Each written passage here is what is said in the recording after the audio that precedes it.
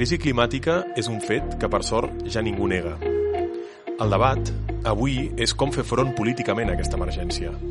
L'espectre de propostes van des d'un reformisme light i naïf que considera que amb 4 acords de descarbonització i motors elèctrics això ja ho tindrem solucionat, fins a un ecosocialisme apocalíptic que ens convida a créixer ràpidament aturant de facto la dinàmica de l'economia capitalista.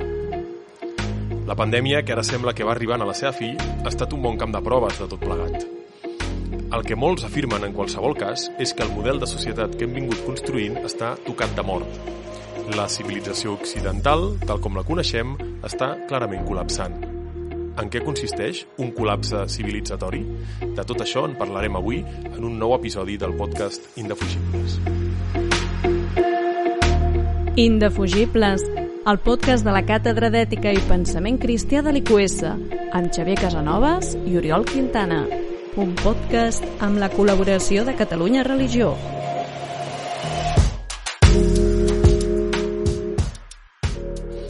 Benvinguts de nou a aquest espai de la Càtedra d'Ètica i Pensament Cristià de l'IQS per abordar el tema d'avui, la qüestió del col·lapse civilitzatori. Comptem amb un convidat, és el Pablo Font, professor de la Universitat Loyola Andalusia, doctor en Filosofia del Dret i un molt bon amic. Benvingut, Pablo.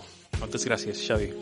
Bueno, nos pasaremos al castellano para poder tener un rato de conversación y de diálogo más fluido. Gracias, Pablo, por acompañarnos en este episodio del podcast. Bueno, tú has escrito, el motivo de la entrevista o del diálogo es porque tú has escrito un libro, ¿no? que se llama La batalla por el colapso, ¿no? Las élites contra el pueblo. Pero cuéntanos un poco, Pablo, cuando dices colapso o que estamos en un colapso civilizatorio, ¿qué significa esto? Bueno, claro, la palabra colapso puede sonar como muy apocalíptica, ¿no? Como si fuera una especie de Armagedón. Pero en realidad, cuando hablamos de colapso, la definición, digamos, más adecuada me parece que es la de una simplificación más o menos brusca, pero muy fuerte, en un espacio más o menos determinado, de pues todo lo que significa una sociedad o una civilización. En ese sentido, pues cuando hablamos de colapso queremos poner de manifiesto que nos encontramos actualmente con una serie de crisis ecosociales que están entrelazadas, están interconectadas y ante las que ahora mismo hoy en día pues no tenemos una respuesta demasiado clara. Porque, claro, o sea, tú me estás diciendo, no va a ser como en la película esa de Netflix de Don't Look Up, ¿no? Que se hizo famosa hace unos meses. O sea, no va a caer un meteorito que va a acabar con nosotros, tampoco nos vamos a quedar fritos, digamos, por aumento de temperatura en 2 días, sino que más bien va a ser como, ¿no? Una especie de, de cartas que van a ir cayendo, cosas que se van a ir desmontando poco a poco, pero que a la larga lo que van a obligar es esto, ¿no? A simplificar nuestro modo de vida o a que este cambie muy fuertemente. Es esto, ¿no? Sí, bueno, una de las imágenes que se suele utilizar es la de la rana hervida, ¿no? O sea, cuando vas a hervir una rana, pues si la metes en el agua hirviendo, la rana salta y la rana hay que, desgraciadamente, cocinarla viva, no muerta, ¿no? Y de pronto la metes en agua fría y vas calentando hasta que rompe a hervir y en el último momento la rana, cuando se da cuenta, ya no puede escapar, ¿no? Entonces el colapso realmente puede ser una situación en la que o de hecho es una situación en la que probablemente ya nos encontramos por una serie de intersecciones. En un primer lugar, el caos climático y en segundo lugar, las limitaciones y la crisis de recursos minerales, materiales y energéticos que nos limitan mucho a la hora de afrontar una crisis ecosocial que sería una transición ecosocial que sería muy deseable, pero que no es tan sencilla. Y bueno, pues simultáneamente pues nos encontramos que sin embargo también hay sociedades que ya han colapsado. Quiero decir, el colapso no es solamente algo de futuro, es algo de presente, incluso es algo ya del pasado. Hay sociedades que ya han colapsado, hay civilizaciones. Siempre podemos hablar, por ejemplo, de zonas que podríamos hablar de zonas de sacrificio, que de alguna manera pues ya hemos extraído todos sus recursos y las hemos conducido a situaciones en las que los estados ya son estados fallidos y la situación es realmente de emergencia dramática, ¿no? Podemos poner el caso del Cuerno de África, o actualmente está ocurriendo esto en la zona del Sahel, ¿no? En la zona del sur del Sáhara.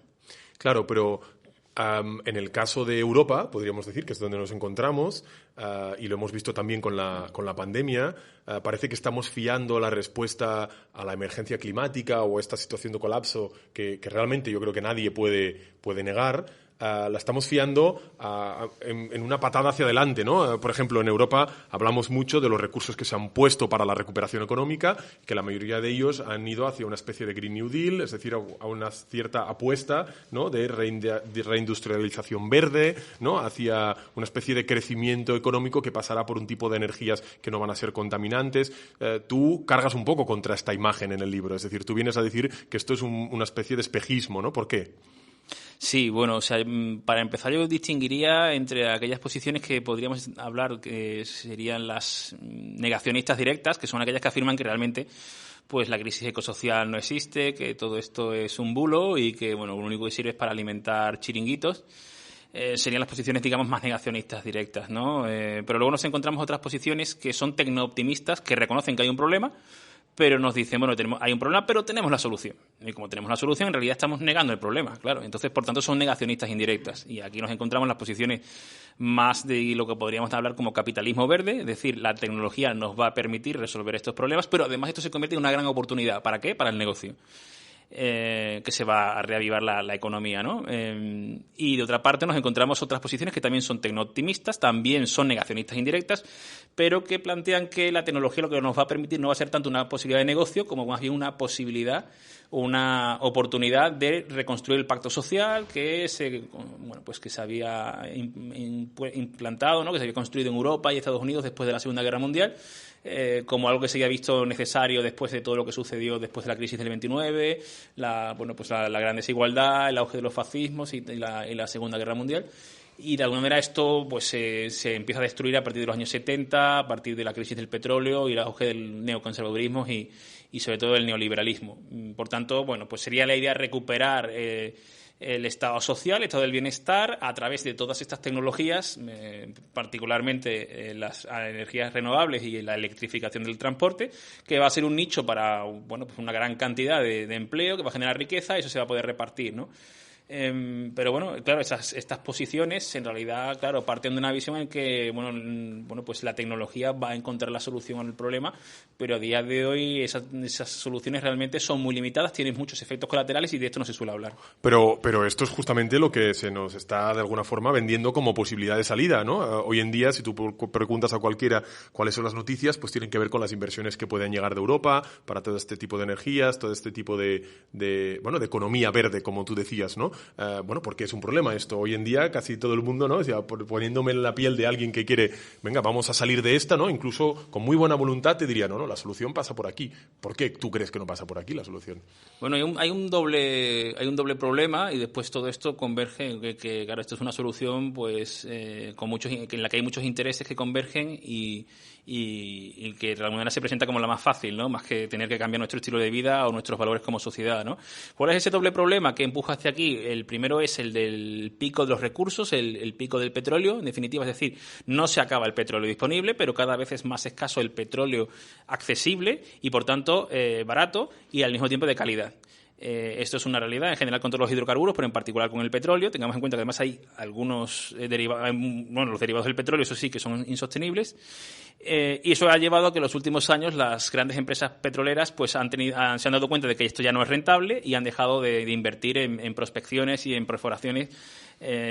Algo de lo que ya ha alertado recientemente la Agencia Internacional de Energía, alertando de la posibilidad de un cierto, una cierta escasez, ¿no?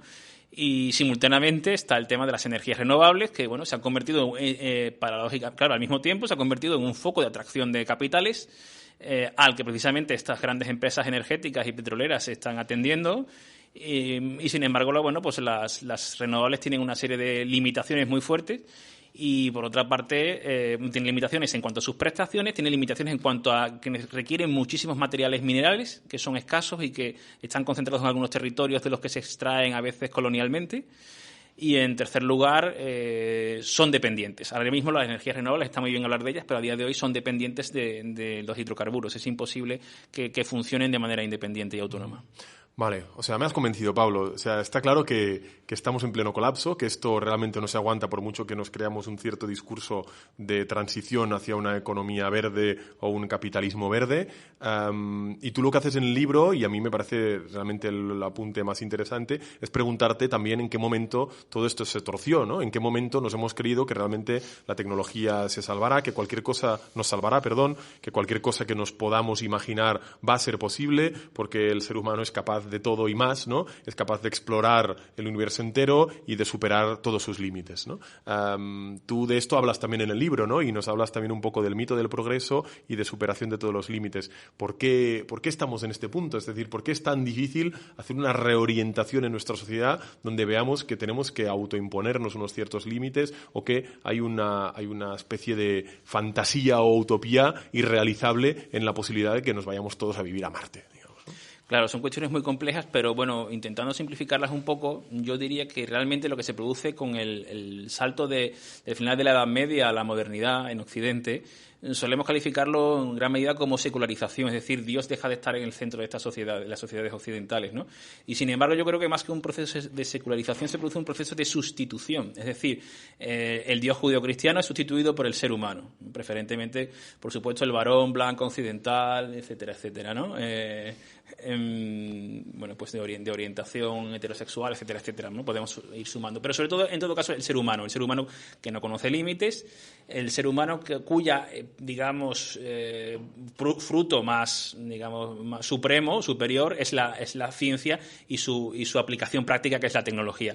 A partir de ese momento, una serie de circunstancias, entre otras, pues bueno, el descubrimiento y conquista y extracción de riquezas de las colonias, unido al despegue de la revolución industrial, posibilitada por el descubrimiento de nuevos combustibles, de nuevas energías, como son todos los hidrocarburos, los combustibles fósiles, bueno, pues permite una ensoñación que nos hace creer que efectivamente pues el ser humano lo puede todo y que es posible convertirse en el nuevo Dios, que bueno, pues puede vivir ad infinitum, puede traspasar todas las barreras y cualquier limitación, que de alguna manera puede también, pues una vez que se acaban los recursos en un espacio, pues migrar a otro planeta, ¿no? Esas ideas de que Elon Musk, por ejemplo, está difundiendo últimamente, ¿no?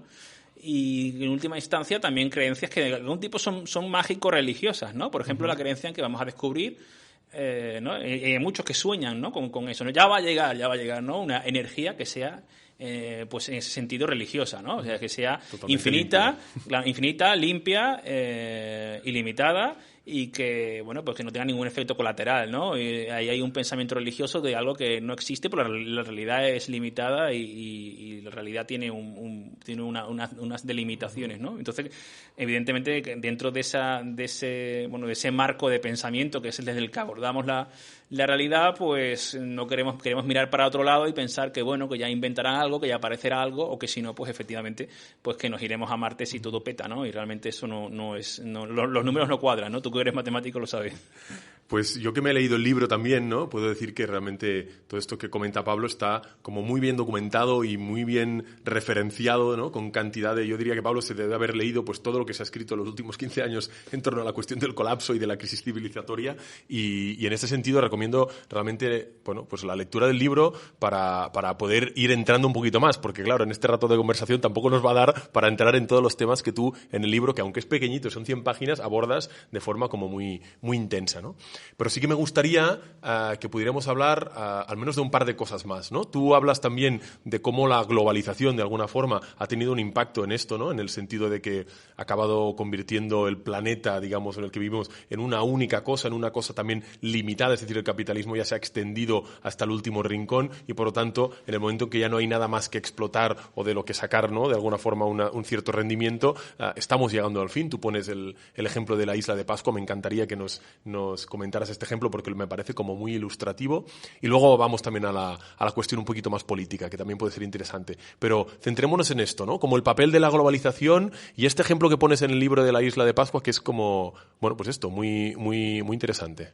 Bueno, claro, el proceso de globalización, que en realidad de alguna manera empieza ya con los primeros descubrimientos que hacen los europeos en los siglos XVI, pero que se incrementa sobre todo a partir de los imperios coloniales del siglo XIX, después la descolonización política, que no económica ni social, de África y Asia en el siglo XX, y sobre todo a partir de la muerte de Mao en China y el sistema de capitalismo de Estado, pero sobre todo, evidentemente, la caída del muro y el desarrollo de nuevas tecnologías, por ejemplo, Internet, pues supone de alguna manera que nos encontramos ante una civilización completamente diferente a todas las anteriores que colapsaron en un determinado momento o cayeron en un declive más o menos rápido, en cuanto que hemos creado una civilización global, una civilización que está todo interconectado, de tal manera que por eso voy al ejemplo de la isla de Pascua, porque nos plantea un ejemplo muy práctico de algo que sucede en una sociedad, en una civilización que está completamente aislada de la realidad. Y las consecuencias que tuvo fueron bastante negativas y bastante dramáticas incluso. En ese sentido, la idea de que podemos escapar del colapso es mucho más se complejiza mucho, ¿no? Porque no vivimos en un mundo isla en ese sentido, ¿no? Vivimos aislados en medio del universo y no hay ningún espacio, ningún territorio al que realmente sea factible a día de hoy trasladarnos, y por otra parte también sería bueno cuestionarse si eso realmente es positivo y si no alimentaría pues que sigamos siendo una especie pues predatoria y que de alguna manera pues nos extendiésemos de una manera, digamos, pues como lo hace un cáncer, ¿no? Sino que yo creo que es una de alguna manera un poco dolorosa, pero yo creo que es una oportunidad también para cambiar las raíces de esta civilización, ¿no? Y mientras este colapso se va dando, digamos, ¿no? Si ahora estuviéramos en esta isla de Pascua en la cual van acabándose los recursos, ya no sabemos muy bien cómo tirar adelante y no sabemos cómo salir de la isla porque no hay otra isla, ¿no? No hay capacidad de salir de ahí. Mientras todo esto está pasando, ¿qué pasa con las élites políticas? O sea, ¿a qué se dedican a hacer o por qué da la sensación que no están dando respuesta a esta crisis tan bestia que vivimos? Bueno, yo creo que las élites políticas y económicas, ¿no?, juegan ahí a un juego ambiguo, en el que también se pueden equivocar, por supuesto, porque también su marco referencial de cosmovisión del mundo es también el que compartimos y por tanto pueden equivocarse, pero en todo caso por una parte van a intentar hasta el final hacer un negocio con la situación actual, algo que por ejemplo aparece en la película que has hablado antes, la del Don't Look Up, ¿no? Pero simultáneamente intentan también tomar posiciones para posibles escenarios negativos o de colapsos más o menos severos. Y simultáneamente, pues están ya enzarzadas en guerras entre ellas, que es alguna de las cuestiones que trato en el libro, ¿no? Entre las élites que fueron capaces de impulsar la globalización como un sistema mundo que les iba a permitir hacer un negocio a gran escala y que controlan, por tanto, los grandes procesos económicos internacionales. Y, por otro lado, otras élites que eran élites locales y que se han quedado de alguna manera marginadas en ese contexto, pero que intentan también mantener su papel tradicional de alguna manera superior en diferentes territorios, ¿no? Y el caso de la guerra de Ucrania, por ejemplo, me parece un caso en el que claramente se percibe estas batallas entre diferentes élites que intentan posicionarse lo mejor posible ante un mundo que cada vez tiene menos recursos materiales, energéticos y un medio ambiente sano cada vez también más escaso.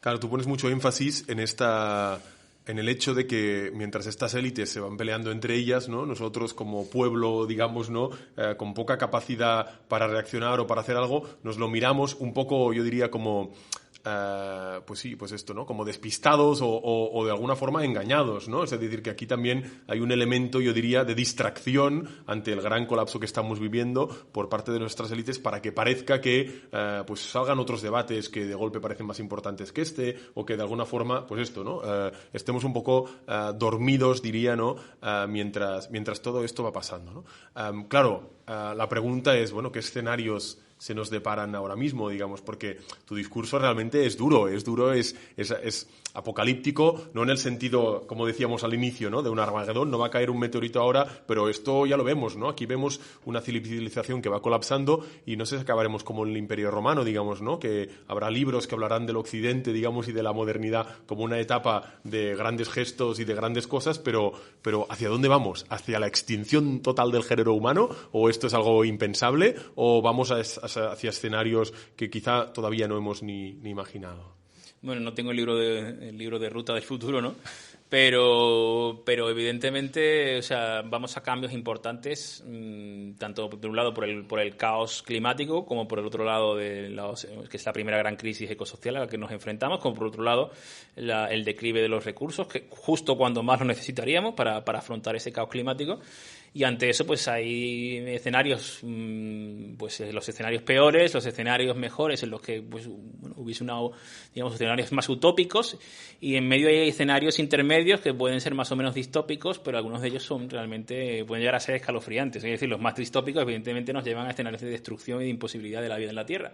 Pero hay otros escenarios que de alguna manera permitirían la continuidad de la vida en la Tierra, pero pues con una gran, digamos, dualización en la que hubiera la inmensa minoría se convirtiese en la que detentase los escasos recursos y el medio ambiente sano que pudiera perdurar, y bueno, las grandes masas de población, sobre todo las que están más empobrecidas, ¿no? Y las más vulnerables, que ya digo que muchas de ellas ya han colapsado a día de hoy, pues de alguna manera estuvieran, digamos, totalmente sometidas a ellas, ¿no? Dentro de dos escenarios que yo creo que son bastante, y ahí yo creo que se puede jugar mucho en el plano político, ¿sí? Que es un escenario en el que los estados como formas de organización política, social, económica y jurídica de Occidente desde hace 500 años lograsen perdurar, y por tanto de alguna manera lo que las élites lo que intentarán de alguna manera es controlar esos estados para que les sean los aparatos, los dispositivos que les permitirán concentrar esos escasos recursos que queden.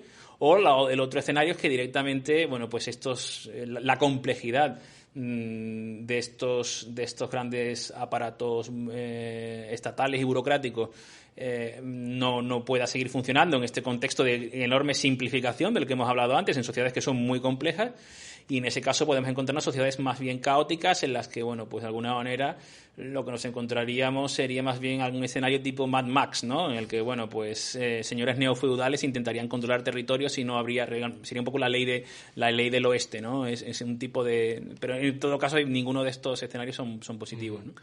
Realmente, pues como decías antes, escalofriante, ¿no? Realmente cuando uno se pone a pensar en esto, el peligro es que uno se quede completamente bloqueado y asustado ante lo que pueda venir.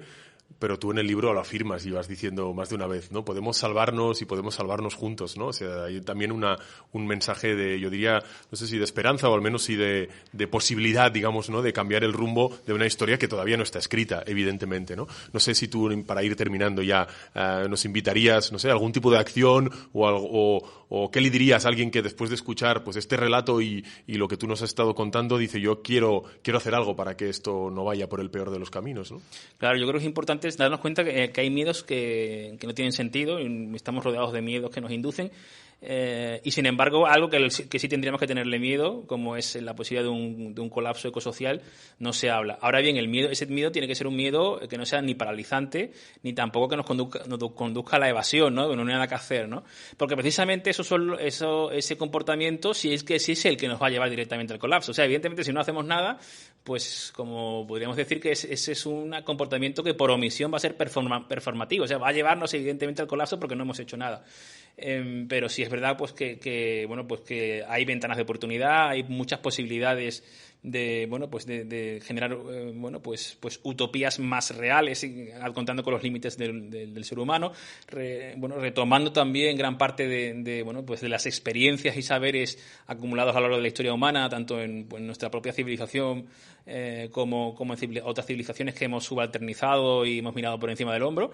Pero yo creo que efectivamente pues no es tanto ser optimista, porque el optimista es como todo va a salir bien y no pasa nada, sino más bien la esperanza de que el ser humano es capaz de salir de esta, y evidentemente tendrá que salir desde abajo esa respuesta, ¿no? Muy bien, Pablo, pues te agradezco muchísimo este rato de diálogo. Yo creo que, hemos aprendido, al menos reflexionar un poco en torno a esta cuestión del colapso. Yo creo que nos abre más los ojos y nos obliga a reaccionar. Espero que hayas estado a gusto, Pablo. Gracias por este rato y hasta la próxima. Habrá otra, no? Sí, esperemos que sí. Moltes gràcies, Xavi. Muy bien, Adeu. Doncs moltes gràcies també als que ens escolteu i ens tornem a trobar en un nou episodi del podcast Indefugibles.